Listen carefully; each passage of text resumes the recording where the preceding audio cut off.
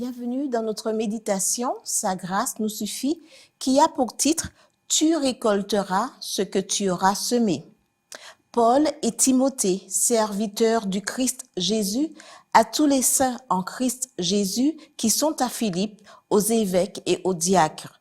Philippiens 1, verset 1.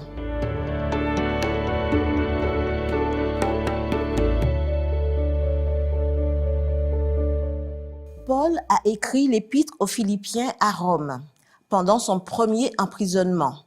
Cette lettre était destinée aux chrétiens de Philippe, une ville de Macédoine. Elle est remplie de conseils spirituels donnés par un ami à ses amis.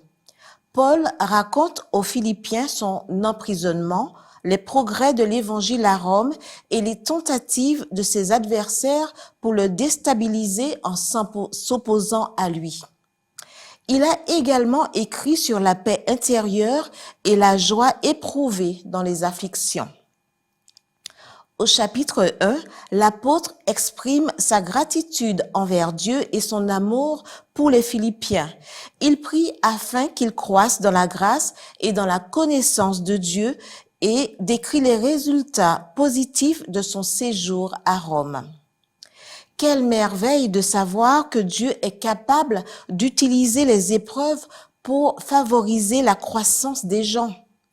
Ainsi, l'apôtre fait une déclaration puissante.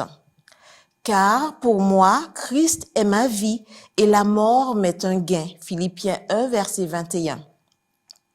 Cela montre bien qu'il est prêt à glorifier le Christ dans la vie ou dans la mort. D'autre part, il encourage le maintien de l'unité en Christ et dans l'Église en évitant de se laisser intimider par la persécution.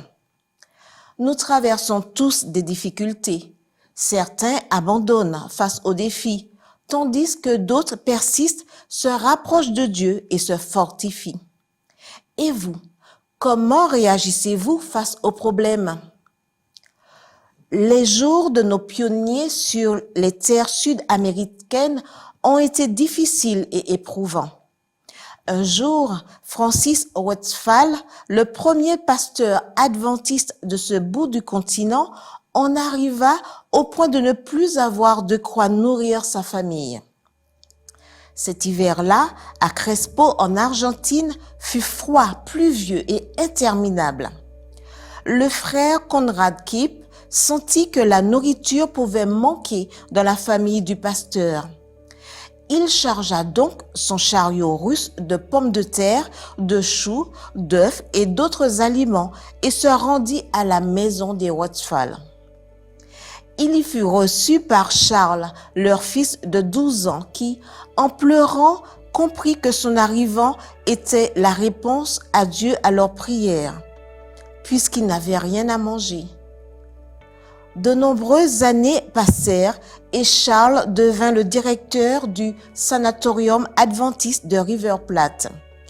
Une autre nuit froide, il dut recevoir en tant que professionnel un petit vieux malade et frêle.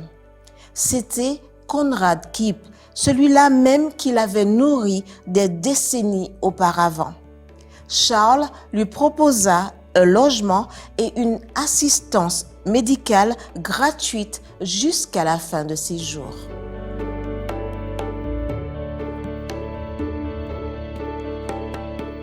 Faites attention à ce que vous faites, car tôt ou tard, vous récolterez ce que vous aurez semé. Amen.